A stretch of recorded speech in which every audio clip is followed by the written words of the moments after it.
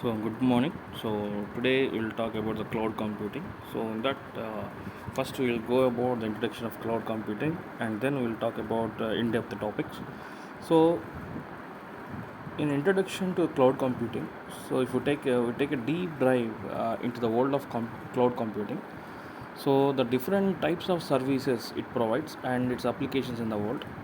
So if you take an example, digital industry, so changes almost daily. So every day the changes are done. So technology is growing and changing, and it can be tricky to keep on top of all the new developments and creations. And while cloud computing isn't necessarily a new development, it's only been in the recent years that companies have started to turn to it. So the impact that cloud computing has had on the data industry and end user in general is difficult to overstate. So many aspects of everyday life have been altered and transformed by this innovation digital solutions. So if you take an example, startups. So from the startups through to established business. So cloud computing has helped optimize cost and increase offerings. So this is because they no longer require extra hardware and software. Suppose if I take an example, if I want to establish a company, startup company, okay. So without cloud, we need to invest on systems, on networking, everything. So it takes highest cost and high maintenance cost. So if you take this in cloud, so the cost will be reduced as well as the maintenance cost reduced. Everything will be decreased. So but for many, the world of cloud computing remains oblique and confusing. So, I will give you some clear explanation. So, what cloud and how the security will be provided for it. Okay, so these topics I will tell you, and that.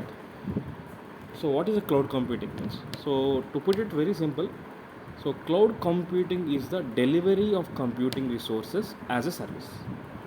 Okay, so cloud computing is the delivery of computing resources as a service. So if you move into the cloud, basically means that the resources are owned and managed by third party provider instead of the end user. So instead of end user, so everything is managed by third party provider. This means that you don't need to worry about the hard drives, mainframes, or where any of this hardware and software is located. So as far as you know, the user is concerned, it's floating up there in a metaphorical, that is cloud, so which you are able to access via internet. With the help of simple internet, you can access our data whenever we require, wherever you are. Okay, instead of carrying our laptops, all those things, simply you can access our data using a cloud with the help of internet. Okay, so what is cloud computing? So cloud computing is a general term used to describe a new class of network based computing that takes place over the internet. So basically a step on from utility computing, okay, and a collection or a group of integrated and networked hardware, software, and internet infrastructure, where you can call it as a platform. So using the internet for communication and transport, provides hardware, software, and networking services to clients. Networking services to clients.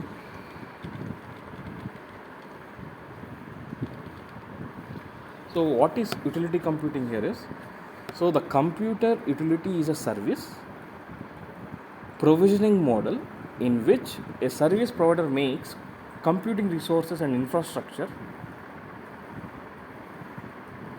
management available to the customer as needed and charges them for specific usage rather than a flat rate. So based upon the usage, they are charging some amount because we are using the data inside the cloud. Okay, so that is utility computing, and from where we are collecting a group of systems, hardware, when you connect them, so from them we are getting the data. Okay, so these platforms hide the complexity and details of the underlying infrastructure from users and applications by providing very simple graphical interface or API. So what is going on background, everything will be in hide. So only user will know how we are getting the data and what data we are getting. So that thing will be simple.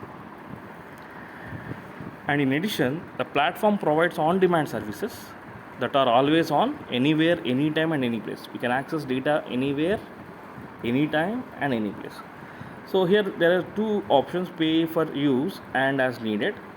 It is elastic. Scale up, where if you want to increase the size, you can increase the size, or you want to decrease the size. Likewise, you can increase and decrease based upon our usage. And the hardware and software services are available too. So that is public, enterprise, corporation, business markets. So whatever the type of market we are accessing, that type of market will be available inside the cloud. See, cloud computing is an umbrella term used to refer to internet-based development and services. And a number of characteristics define cloud data, application services, and infrastructures. So first one, if you see, talk about the remotely host. So services or data are hosted on remote infrastructure. Somewhere else we are storing the data. That is remotely hosted. So ubiquitous services or data are available from anywhere. We can access data from anywhere. Commodified. So the result is a utility computing model similar to traditional utilities like gas and electricity. You pay for what you would want.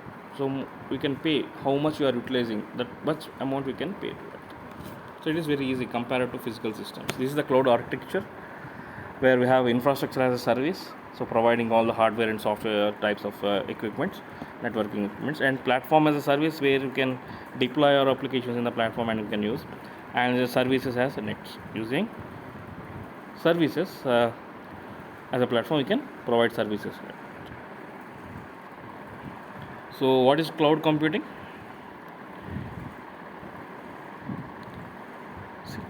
So shared pool of configurable computing resources, on-demand network access, and provisioned by a service provider. Okay. So likewise, this is the architecture, original picture of cloud. So what are the common characteristics of cloud?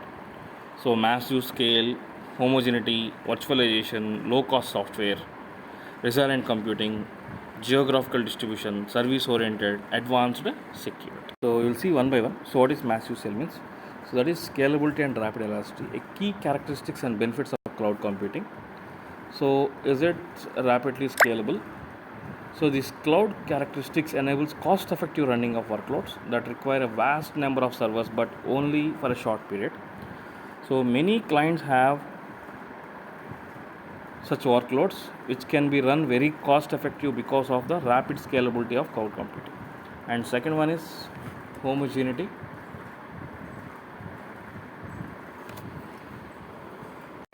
Homogeneity means interconnecting similar processing cores or units to build a high performance computer.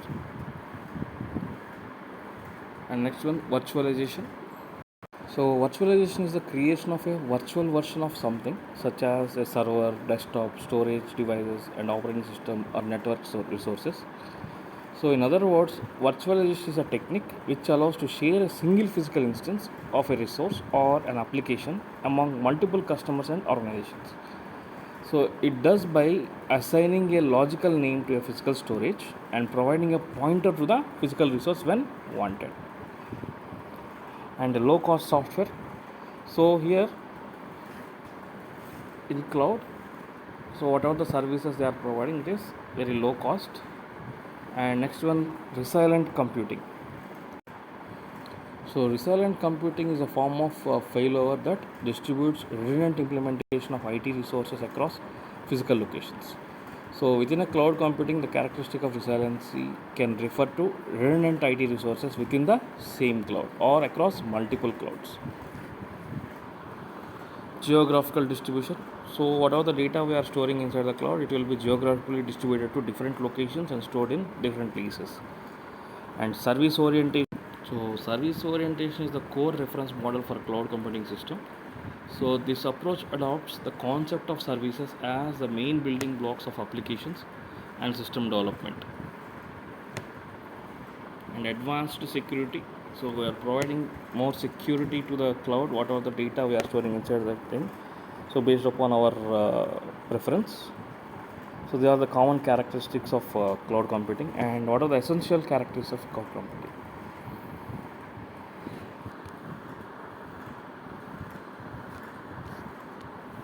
on-demand self-service, broad network access, resource pooling, rapid elasticity, and measured services. So essential characteristics, first one, on-demand self-service. So suppose a consumer can unilaterally provision computing capabilities such as server time and network storage as needed automatically without requiring human interaction with each service provider. And broad network access, capabilities are available over the network and accessed through standard mechanism that promote use by heterogeneous thin and thick client platforms. That is examples like mobile phones, tablets, and laptops and workstations. And resource pooling, the provider's computing resources are pooled to serve multiple consumers using a multi-tenant model with different physical and virtual resources dynamically assigned and reassigned according to the customer demand. So there is a sense of location independence in that the customer generally has no control or knowledge over the exact location of the provided resources, but may be able to specify location at a higher level of abstraction like country, state, and data centers. So if you take an example of resources including storage, processing, memory, and natural bandwidth. And rapid elasticity means capabilities can be elastically provisioned and released, in some cases automatically, to scale rapidly outward and inward commensurate with demand. So to the customers, the capabilities available for provisioning often appear to be unlimited and can be appropriated in any quality at a time. And measured services, so cloud systems automatically control and optimize resource used by leveraging a metering capability at some level of abstraction appropriate to a type of service. Whatever the service we are accessing, based upon that they will charge. So everything is a measured service. So like if you take storage, processing, bandwidth, and active user accounts. Okay. So resource usage can be monitored, controlled, and reported, providing transparency for both the provider and the consumer of the utilized services. So these are the essential characteristics. In next class, we'll discuss about different types of cloud and the services of cloud.